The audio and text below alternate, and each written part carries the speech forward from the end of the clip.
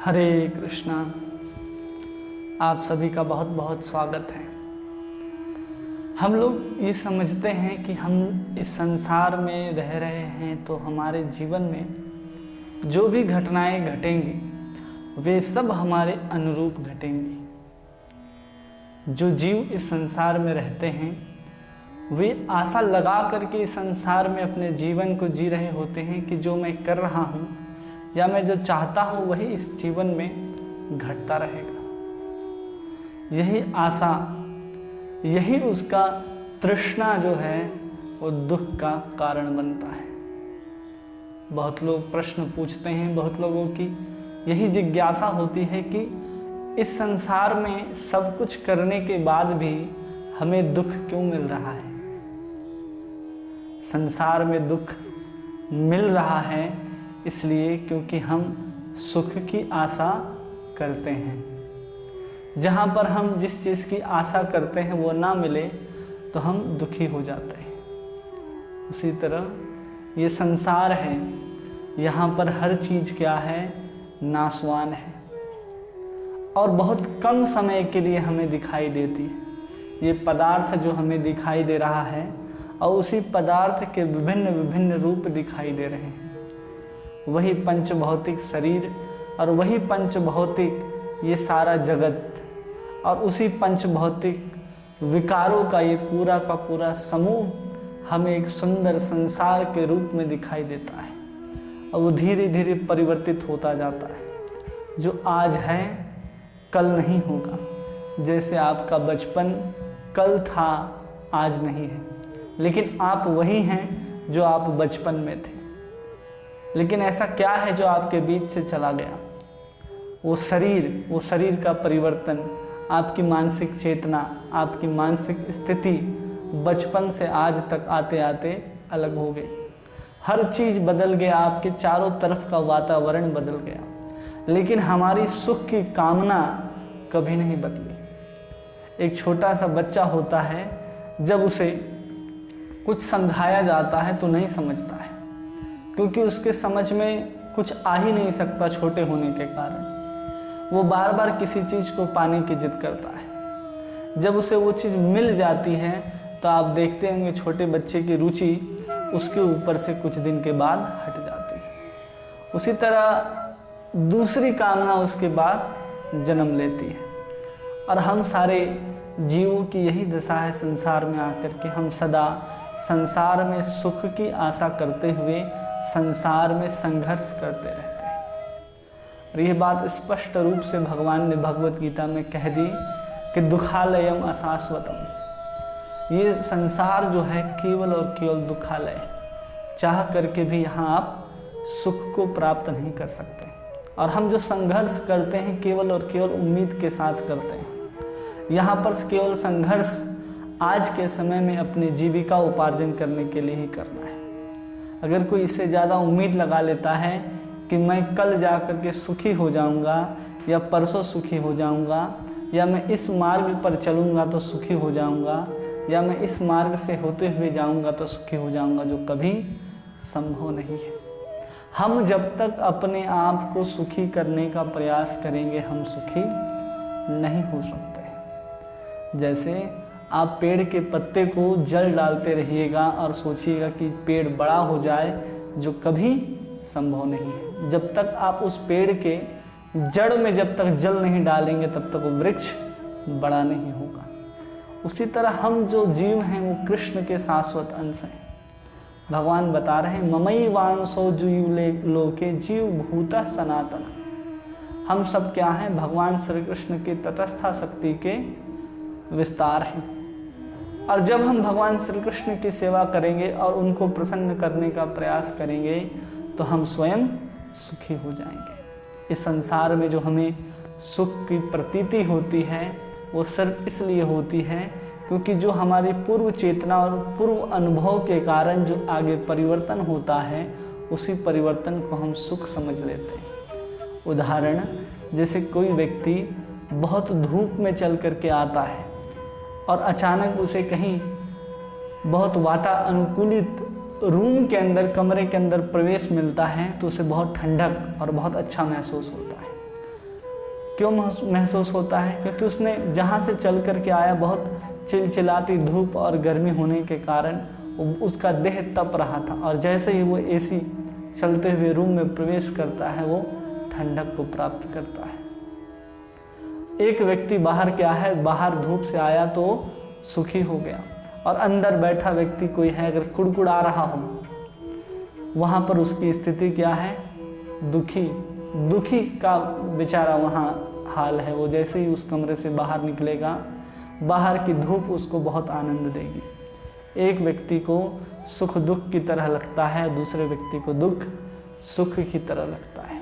मतलब सुख और दुख दोनों सापेक्ष हैं, वे तुलनात्मक हैं। जैसे किसी को आम अच्छा लगता है, किसी को सेब अच्छा लगता है, लेकिन जिसे आम अच्छा लगता है उसे सेब अच्छा नहीं लग सकता। उसी तरह ये संसार जो है आपकी पूर्व अनुभूति और सापेक्षता पर निर्भर करता है। आपके लिए कुछ अच्छा है तो किसी के लिए कोई बुरा है। जैसे भारत पाकिस्तान का मैच हो रहा हो, और भारत अगर जीत जाता है तो भारत के लिए अच्छा है और पाकिस्तान के लिए बुरा, और पाकिस्तान अगर जीत जाता है तो पाकिस्तान के लिए अच्छा है और भारत के लिए बुरा। तो इस संसार में जितने भी सकारात्मक और नकारात्मक है, दोनों एक साथ चलते हैं। जो आपके लिए अच्छा है जरूरी नहीं कि सबके लिए अच्छा हो, और जो दूसरों के लिए अच्छा है जरूरी नहीं कि आपके लिए भी अच्छा हो। तो इस संसार में संघर्ष करते हुए हमें ये कभी नहीं सोचना चाहिए कि हम इस संसार में रहते हुए सुख को प्राप्त करेंगे। भगवान भगवत गीता में सुख को प्राप्त करने के कई तरीके बताते हैं। भगवान कहते हैं कि जिसे शांति नहीं वह सुख को भी प्राप्त नहीं कर सकता। और शांति किसे प्राप्त होता है? जो भगवान को अपने आप को समर्पित कर दे वही शांत हो सकता है। अपने कामनाओं को छोड़ दे वही शांत हो सकता है। भगवान चैतन्य देव कहते हैं कि भुक्ति मुक्ति सिद्धि कामी सकले अशांत, कृष्ण भक्त शांत अतएव निष्काम। किस लिए कृष्ण का भक्त शांत होता है? क्योंकि वो निष्काम होता है। जब हमारे अंदर निष्कामता आ जाएगी भगवान की सेवा को लेकर के, तब हम क्या करेंगे? शांति को प्राप्त करेंगे। वे कैसी शांति? शाश्वत शांति निगच्छति। ऐसी शांति को प्राप्त करेंगे जो कभी समाप्त नहीं होने वाला है। जब तक व्यक्ति शांत नहीं हो सकता है तब तक व्यक्ति सुखी नहीं हो सकता है। और सुखी होने के लिए एकमात्र साधन है कि हमें भगवान श्री कृष्ण को जानना समझना होगा कि भोक्ताराम यज्ञ तपसाम सर्वलोक महेश्वरम सुहृद सर्वभूतानाम ज्ञात्वा माम शांति रक्षति। अगर केवल कृष्ण ही सब कुछ हैं, कृष्ण ही सबके भोक्ता हैं और कृष्ण ही सबके सुहृद हैं, प्रिय आत्मा हैं, ये जानने वाला व्यक्ति ही सुखी होता है। अन्यथा हम सब दुखी रहेंगे संसार में। केवल ये सोच करके कर्म करते जाएंगे कि कल हम सुखी होंगे, कल हम सुखी होंगे, जो कभी संभव ही नहीं है। अपने मन को, अपनी कामनाओं को, अपने तृष्णाओं को छोड़ करके केवल कृष्ण के कहने पर और कृष्ण की कामनाओं को पूर्ण करने में लगाएं तो हम शांति को, सुख को और आनंद को प्राप्त कर सकते हैं। शांति से कहीं आगे सुख है और सुख से कहीं आगे आनंद है। उसी आनंद का परछाई है एक सुख जो हमें प्राप्त होता है, और सुख का दूसरी छोर उसका खड़ा भाई है जिसका नाम है दुख। अगर आपके जीवन में आज सुख आ रहा है तो कल दुख आएगा, आज दुख है तो कल सुख आएगा, लेकिन कभी भी आप शाश्वत रूप से सुख को प्राप्त नहीं कर सकते।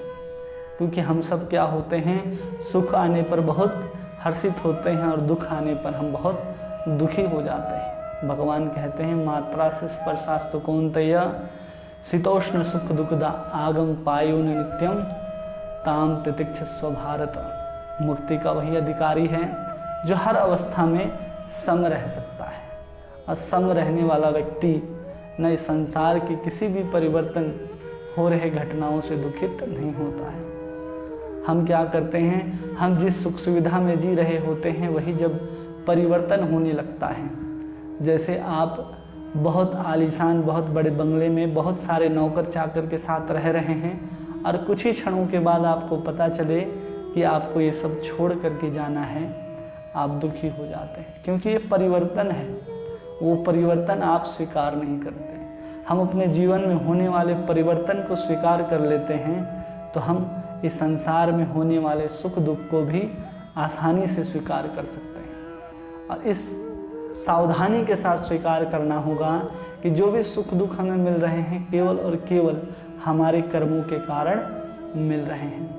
हमारे कर्म हमें सुख और दुख में डालने के अधिकारी नहीं होते, लेकिन उस अवस्था, उस परिस्थिति में आपको डालने के अधिकारी होते हैं। वहाँ पर जाकर के आप ये निश्चित कर सकते हैं कि हमें दुखी होना है या नहीं। जैसे एक छोटे से बच्चे को एक खिलौना दिया जाए तो उस बच्चे उस खिलौने के साथ खेलेगा या नहीं खेलेगा, उस बच्चे के ऊपर निर्भर कर सकता है। उसी तरह आपके कर्मों के कारण जो सुख और दुख आ रहा है, उस सुख और दुख में आपको दुखी होना है या नहीं होना है, आप पर निर्भर करता है।